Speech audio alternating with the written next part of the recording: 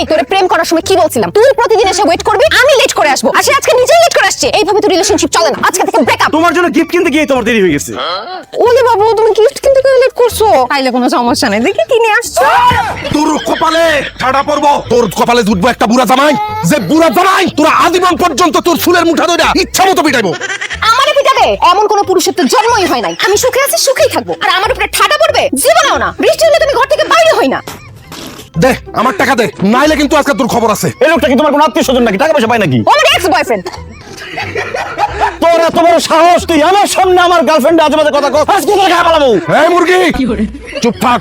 আমার নাম আদর, তুই আমার মুরগি কস কেন? এই মাইয়া তোর মুরগি বানায়া তোর আর তোর বাপের সমস্ত টাকা খেয়ে শেষ করবো, যেমন আমার টাকা খেয়ে শেষ করছে। তোর বড় সাহস, তুই আমার সামনে আমার বয়ফ্রেন্ডের মুরগি কস।